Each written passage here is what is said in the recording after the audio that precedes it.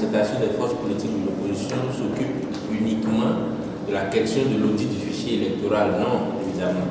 Il y a beaucoup d'autres préoccupations qui font l'objet aujourd'hui du combat que mène le cadre de concertation.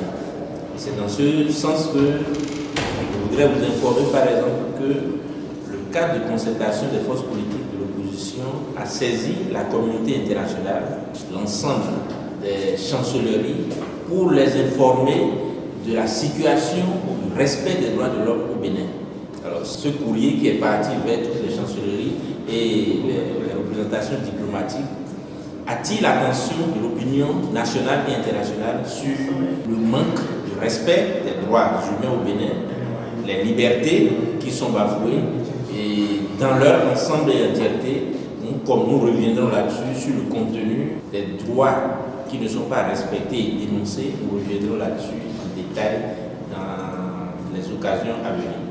Le pouvoir de la rupture, en allant vers cette fin de mandat, ne camoufle même plus sa nature, ne cache plus sa nature, pour peut-être faire peur. Un exemple, la question du troisième mandat. Lorsqu'on soupçonne quelqu'un d'avoir des ambitions, patatras, tout lui tombe là-dessus. Ils sont partis l'exclure, on le chasse du gouvernement et on le trouve des mauvaises passations de marché et autres qui existaient avant. Mais c'est quand ça est arrivé là qu'on trouve ça. Ça veut dire qu'on est en train de chercher comment faire pour l'accrocher. Mais quand quelqu'un au sein de ces mêmes partis parle du troisième mandat, c'est-à-dire que lui donne des ambitions, il prête l'ambition au président, il n'y a aucun problème. Il n'y a aucun problème. Le premier problème est géré en fonction de ce qu'on a appelé la réforme du système partisan. Les objectifs, il faut que ce soit les partis qui... Donc c'est cette nébuleuse-là qui fait qu'on frappe fort. Mais la Constitution elle-même, qui est le socle sur lequel nous vivons, quand on la viole au profit du président de la République, on n'a rien. Comprenez? Ça veut dire qu'il y a deux poids, deux mesures. Deuxième exemple, les militaires sont partis se faire massacrer en défense au territoire national. Des gens ont dit qu'ils veulent leur rendre hommage à la bourse du travail. Donc, ceux qui ont voulu marcher, on les a déjà matraqués, on en a attrapé dedans. Ceux qui disent je vais rendre hommage à ce n'est pas des traîtres qu'on a massacrés au triple point là, ce n'est pas des traîtres, c'est des patriotes, des soldats qui se sont dévoués pour la nation et qui ont perdu leur vie. On dit qu'on veut leur rendre hommage. La police bloque la bourse du travail. Je ne parle plus des interdictions de manifestations, des interdictions de sites, des interdictions de marches qui sont faites à tous les partis, notamment à LD et un peu partout. Ça là, vous le savez. Donc, au moins, le sentiment, le fait de se faire honte, d'avoir perdu de ces fils-là, ça devrait permettre d'être plus regardant et de permettre au moins ces manifestations-là, de permettre au moins ce meeting-là, cet hommage-là à la bourse du travail. On peut encadrer. Est-ce que les travailleurs vont bondir sur les murs de la bourse du travail pour aller marcher, pour aller faire d'autres choses? Non.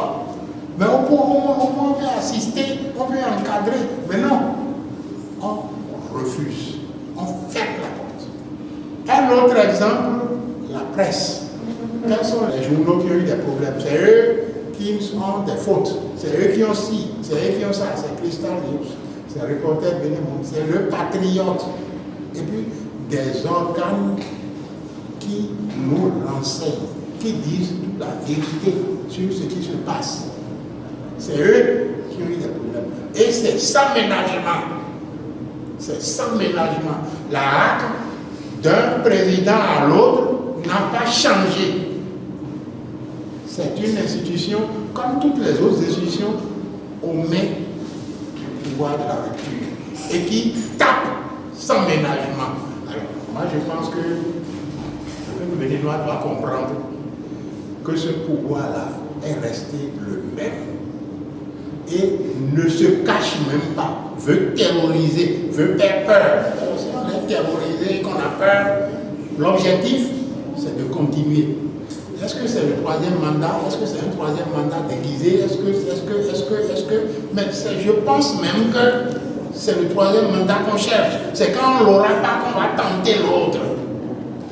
Puisque c'est ça qu'on met en exergue. Il y a même un intellectuel qui a démontré que ce qu'on a écrit dans la Constitution, là, ça ne veut pas dire du tout nul de sa vie, point. Non, c'est il peut avoir un troisième mandat. Un intellectuel s'est mis à ce service-là. À ce service-là. Sincèrement, bon, je pense que le cadre de concertation a compris. Le peuple béninois a compris que le pouvoir de la rupture est impossible à guérir sur la question du pouvoir dictatorial qu'il est. Il est impossible à raffecter sur la question du pouvoir dictatorial qu'il est. Et il faut nous organiser. Il y a du ridicule dans ce qui se fait. Vous avez suivi 2 jeunes qui ont été arrêtés parce qu'ils ont seulement dit l'armée française n'a qu'à partir, alors qu'aucun texte n'interdit cette liberté d'expression. Aucun texte ne leur interdit ça. Par contre, ce que la Constitution a interdit et sur lequel une cour constitutionnelle précédente a sanctionné, le régime Patrice Talon ne réagit pas. C'est à croire que les tests sont faits pour certains et pas pour d'autres. Tout ce que moi je vais vous répondre. Constatez avec moi que cette manière de faire a été déjà interdite par la Cour Olo et il est revenu là-dessus récemment. Question numéro 3. Les partis de la mouvance ont refusé et on ne voit pas quelle chance l'opération a. L'opposition avait fait la chaise vide, ils sont allés aux élections et nous avons eu un parlement monocolore. Pourquoi aujourd'hui, parce que la mouvance a refusé, la nation va s'arrêter? Encore que c'est une opération tripartite. Il y a la mouvance, il y a l'opposition, mais il y a aussi la société civile. Et c'est la partie la plus importante.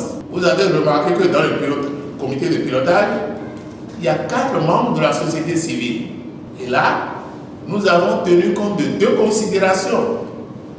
La première considération, c'est la volonté du président Talon d'éloigner un peu les politiques de ces opérations-là. Donc, l'opposition n'a pris qu'une seule place, malgré que la mouvance ne soit pas là. On lui a réservé aussi une place.